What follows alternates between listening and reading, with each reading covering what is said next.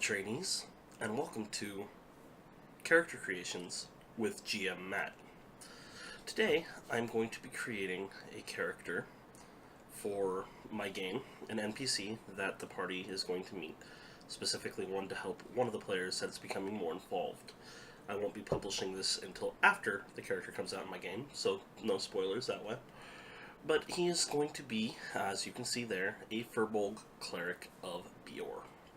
If you've been following my channel, you'll know that this character is supposed to come in and interact a little bit with Gruck, who's been struggling with his faith recently.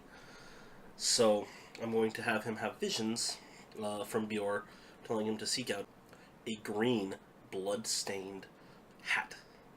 He wears a bandana, kind of the same thing. Gods are never precise. The concept of this character... First off, I've never really played around with a Firbolg before, so I figured it'd be kind of a very good and very apt place to put it since they're very connected to nature in so many ways. So Firbolg. One of the things I really like about Firbolgs, they don't like names. They're regarded to by their own society by where they live, so oh hello by the waterfall, or whatever like that, or their deeds that they have done. They don't understand the concept of names. You don't refer to the deer as a name. It is judged only by its deer. So it's very nature-based, very whimsical that way. They're natural druids, hidden shepherds. They like to shepherd the land as well as trees and all kinds of other things like that. It fits with the concept of Bior extremely well. So he is going to be on this mission, has left society, has left Firbolg society because of these visions that he's having. That's a very rare thing for Firbolgs to do. Usually they're outcast in order to go. But that's a whole other thing. Let's go through in-game statistics, what they get. They do get a +2 wisdom and a +1 strength. Excellent for a cleric, especially a nature-based cleric. Aged, they reach adulthood about 30 and live to be up to 500 years old. So they're in the neighborhood of elves, if not a little bit longer than elves in living. They're usually neutral, sometimes good, very, very rarely evil. This particular one, I'm going to have him be probably just true neutral, honestly. Maybe neutral good. I haven't quite decided yet. Neutral good would help, I think, with Gruck's storyline more. So I'll probably end up going with that.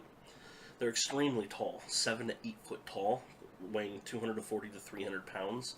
They are a giant race, basically. They have the powerful build like the Goliath does, so they can carry things as if they were one size carrying capacity larger. So they are abnormal in that they are huge.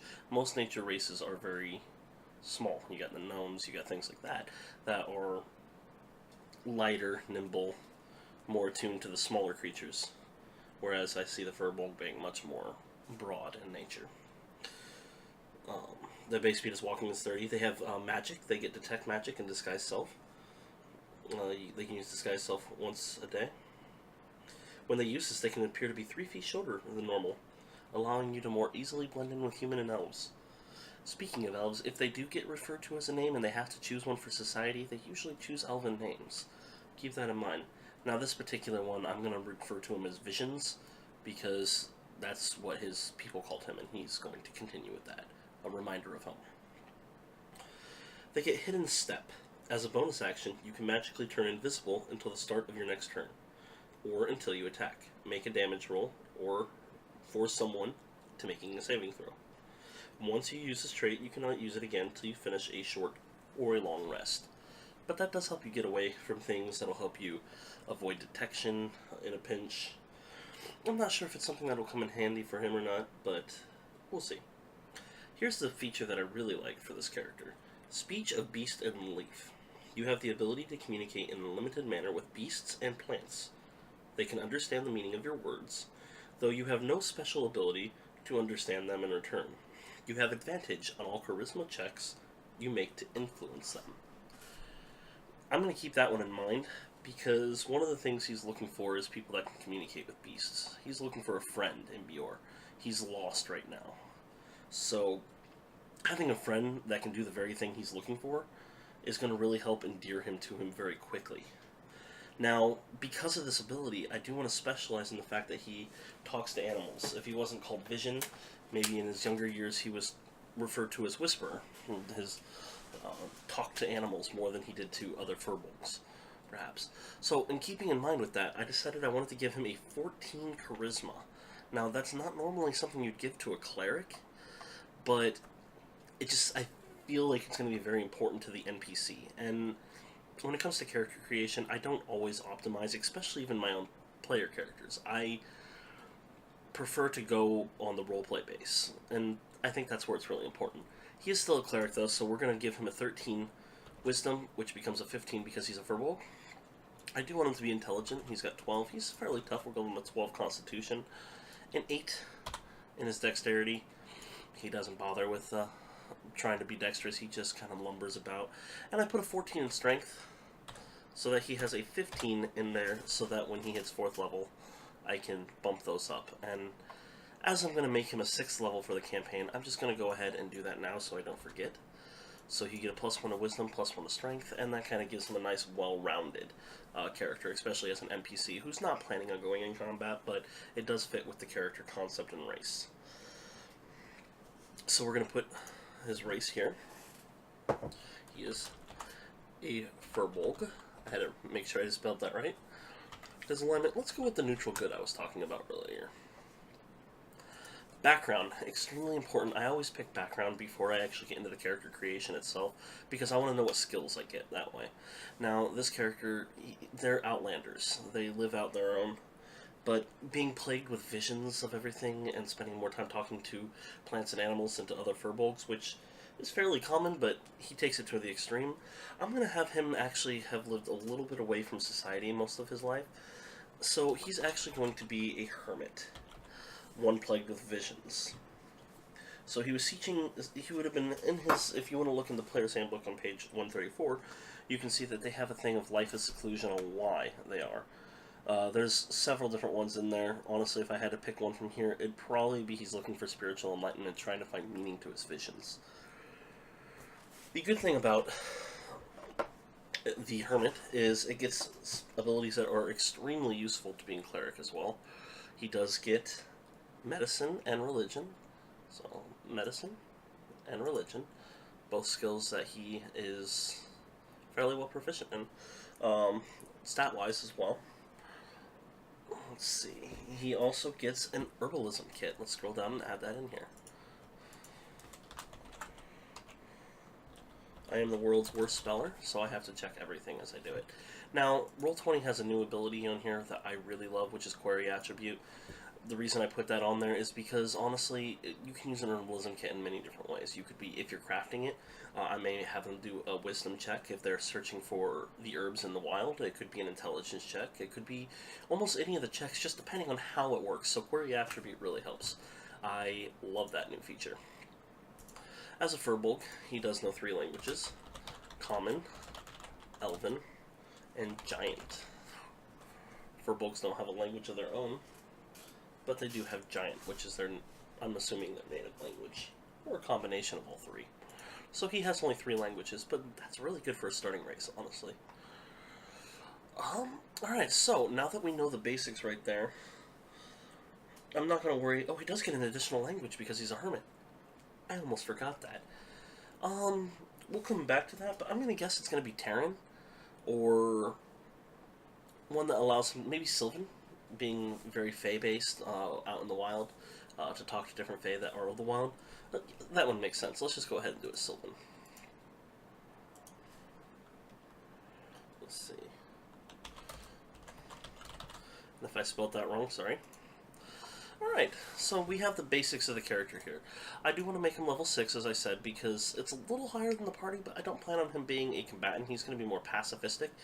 I wanted him to have the extra abilities of being a higher level character, and the ability to get the higher level non-aggressive spells at some point. So, let's take care of the personality traits and stuff first. I do like using the ones that are in here. For personality traits, some DMs do it one way, some DMs do it another way. There is no right or wrong way in this. So, whichever way you do this, it's fine. I prefer all of my players and NPCs to have 2 personality traits, because I think that helps give them more well, it's in their personality. It helps them feel more real. So for this one, I'm going to go with the Hermit personality traits, just keeping it stereotypical. I want him to be utterly serene. Utterly serene, even in the face of danger. Enter, enter. And the other one is, I want him to be very empathetic to people, so I'm going to actually go with, it's number 4. I feel, I lost it there. Tremendous. Not just feel. I feel tremendous empathy for all who suffer. Now, another new feature on Roll20. It always bothered me with 2 of them that it wouldn't be right. Now, when you lock it in, wait, I didn't do it there. Okay. Now, when you lock it in, it makes it so you can automatically read everything in there. Beautiful. Thank you, Roll20. Ideals.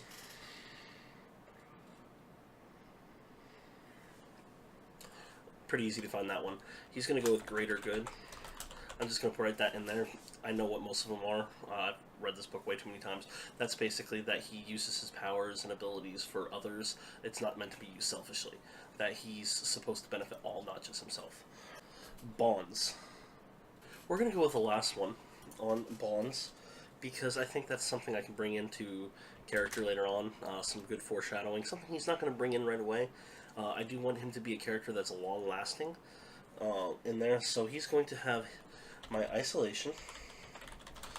Gave me great insight into a great evil that only I can destroy. I'm going to change that last part of only I can destroy, that only he can destroy. Referring to Gruk. So he's there to help guide Gruk. I want him to be, albeit not a small, but a Yoda-style character who, you know, is 8 foot tall. So that'll be kind of fun. Alright, for a flaw. This is always my favorite one, because this is where your character really actually starts to shine as somebody that actually has personality and could be a real thing. So always pick a flaw that actually comes into play, and make sure to play it, because, I mean, I have had more fun with flaws than anything, but that's my own little tangent. I think we're going to have him have some problems now that he's come back into the real world. We're going to give him the first one. Now that I have returned to the world, I enjoy its delights a little. Ooh, that's bad. Too much. I should have 2 O's. Now to lock all those in, I'm just going to do that, and it will automatically adjust all their sizes. Oh, I love that feature. Alright. Well, hermits have the ability Discovery, and their quiet seclusion. You extend your hermitage to gain access to unique and powerful discovery. The discovery for him is going to be specifically that there is an end of time, and the only person that can save it is the green blood-soaked hat. So, that's something you usually can work out with your DM. But it's something that's supposed to have good influence. Usually a plot hook is what it'll be best. Alright, so now we're going on to the Cleric aspect of this creation. There we go. Why is it not coming up? There it is. Okay. Now we are going on to the character creation part of this, the Cleric aspect. So, some of the basic things I'm not going to fill in, because honestly I know them all by heart anyway. All clerics have light armor, medium armor and shields. As a nature-based cleric, he's also going to have heavy armor. He has proficiency with all simple weapons, which is fine. I don't plan on him ever actually carrying a weapon. He may have a staff that he walks with, more so than anything, that could be used as a weapon. That, honestly, if he does get into combat, he'd cast Shillelagh on, because, heck yeah, for Shillelagh. That's a feature that clerics get. The nature clerics get. They get to choose a druid cantrip, which I think is a great thing. I'm going to flip to the nature-based cleric, so I make sure I have all the information correct here. because I'm pulling this off of my memory right now. Alright, so they get cantrips. We're going to scroll back up here so I can take a look at this. Alright, so 6th level Cleric. I'm just going to run through the abilities. I'll fill this out and then continue on from there. They are Spellcaster. Everybody that plays knows that. You have a Divine Domain. Biori pretty much is nature.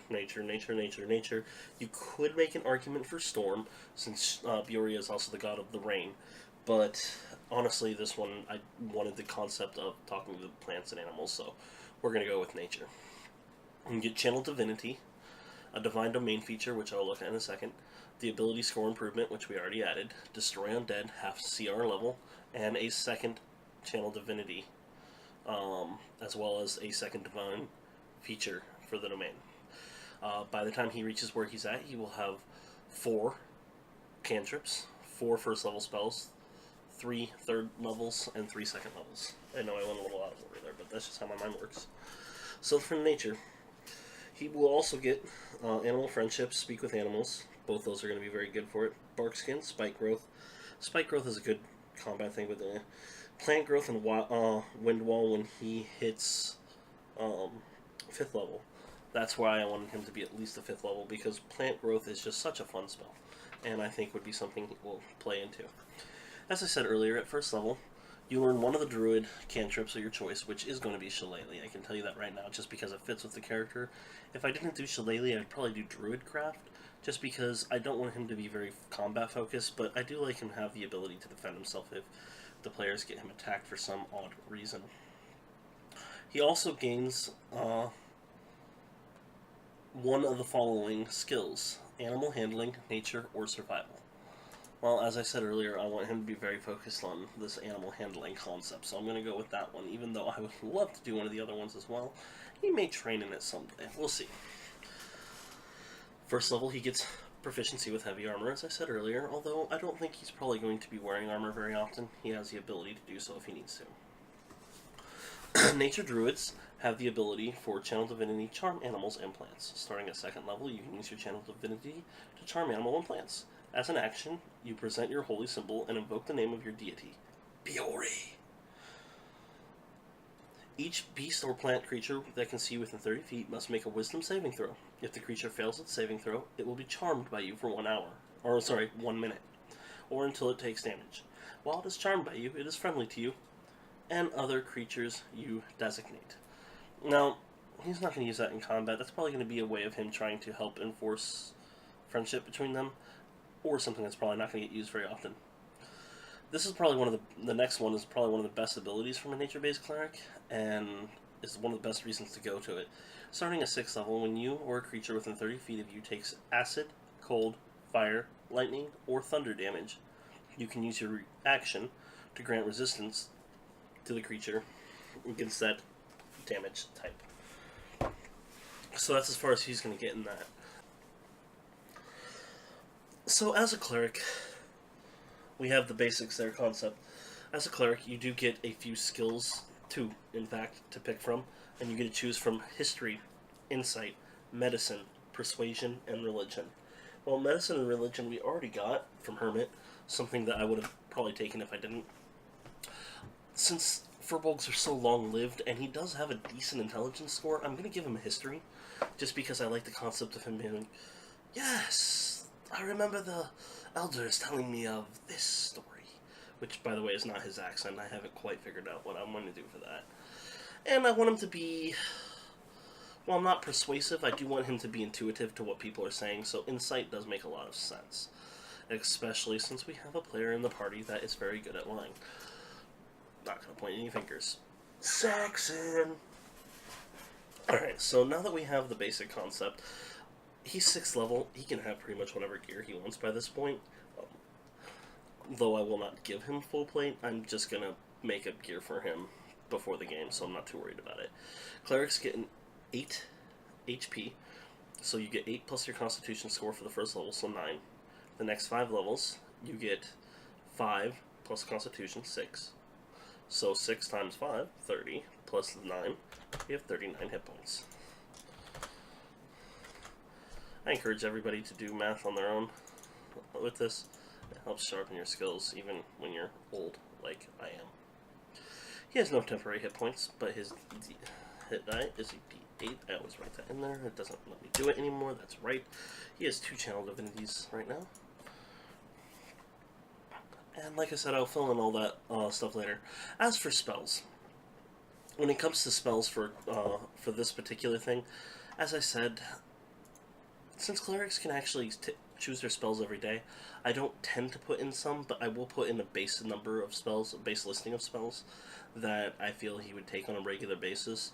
And while he is not a combat-based cleric, because he's an NPC that I don't really want to get in combat, he does have the Shillelagh if he needs it, so I'm not going to take any ranged spell with him for cantrips, because it just doesn't feel like the style he'd have, or he'd probably use his invisibility to get out of combat if he can. Guidance would definitely be something I could see him taking.